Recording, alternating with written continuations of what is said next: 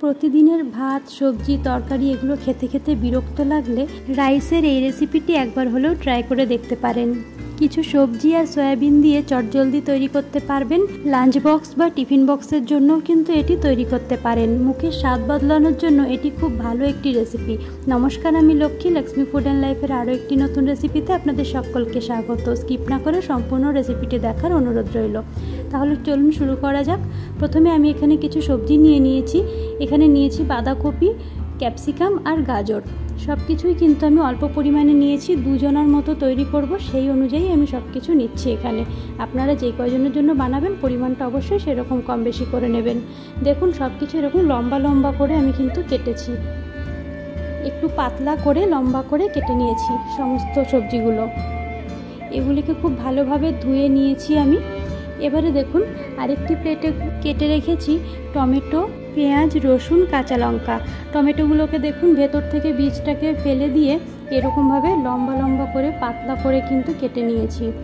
তারপর দেখুন লঙ্কাটাও আমি এরকমই লম্বা শেপে কেটেছি। মোটামুটি এখানে যা যা সবজি কেটেছি সবই আমি এরকম লম্বা শেপে কেটেছি। এটা কিন্তু শুধুমাত্র দেখতে সৌন্দর্য বাড়ানোর জন্য, চাইলে আপনারা ছোট ছোট করে কুচিয়েও দিতে পারেন। এই দেখুন রসুনগুলোকেও এরকম পাতলা পাতলা করে লম্বা লম্বি কেটে নিয়েছি। আর পেঁয়াজগুলো খুবই মোটা মোটা করেই কেটেছি, একেবারে ঝিরিঝিরি কাটিনি, এরকমভাবে পেঁয়াজগুলোকেও কেটে নিয়েছি। আপনারা যারা যারা রেসিপিটি দেখছেন প্লিজ একটা লাইক করবেন। আপনাদের একটা লাইকে কিন্তু আমাদের অন্যান্য আরও রেসিপি নিয়ে আসার উৎসাহটা অনেকটা বাড়িয়ে দিতে পারে। তারপর দেখুন আমি কিছুটা সয়াবিন নিয়েছি। এখানে 100 গ্রামের মতো সয়াবিন আছে। সয়াবিনগুলোকে আমি টুকরো করে কেটে নিয়েছি, ভালোভাবে সেদ্ধ করে 2-3 বার জল পাল্টে ধুয়ে তারপর এগুলিকে ছোট ছোট করে কেটেছি। আমার কাছে বড় সয়াবিনটা ছিল, তাই আমার কেটে ছোট করতে হয়েছে। একটা ছোট সয়াবিন পাওয়া যায়, সেটা হলে কিন্তু আর কাটার দরকার হবে না। এবারে কড়াইতে সর্ষের তেল দিয়ে দিচ্ছি আমি 2 টেবিল চামচ মতো। এই তেলের মধ্যে আমি জিরে ফোড়নে দেব 1 টিস্পুন। এই জিরেটা কিন্তু একেবারেই লাল করে ভাজা যাবে না, শুধুমাত্র একটু স্প্রাউট হওয়া পর্যন্তই। স্প্রাউট হলেই সাথে সাথে এর মধ্যে পেঁয়াজ, রসুন, টমেটো আর কাঁচা লঙ্কা এগুলিকে দিয়ে দেব।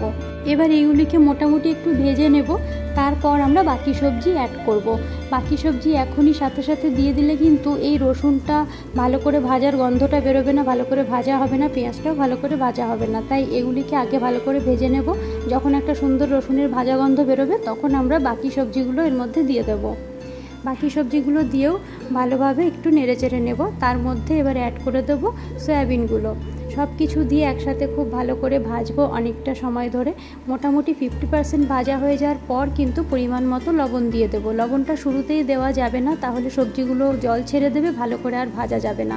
তাই 50% ভাজার পর লবণটাকে দিয়ে দেবো। আর লবণ আমি একবারে রাইসের পরিমাণ বুঝে এর মধ্যে অ্যাড করেছি, যাতে রাইসটা দেওয়ার পর আমার আর লবণ দিতে না হয়।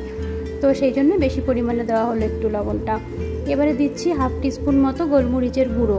আর দিয়ে দিচ্ছি বিরিয়ানি মশলা, সেটাও দিচ্ছি আমি 1/2 টিস্পুন মতো। এখানে কিন্তু আপনারা বিরিয়ানি মশলা না থাকলে গরম মশলাও ব্যবহার করতে পারেন অথবা ম্যাগি মশলা ব্যবহার করতে পারেন। এবারে সমস্ত কিছু একসাথে ভালো করে নেড়েচেড়ে মিশিয়ে নেব। এর মধ্যে দেখুন খুব বেশি মশলা কিন্তু আমরা ব্যবহার করিনি, খুব বেশি ইনগ্রিডিয়েন্ট এর মধ্যে ব্যবহার করা হয়নি, শুধু মশলার মধ্যে গোলমরিচ আর বিরিয়ানি মশলা।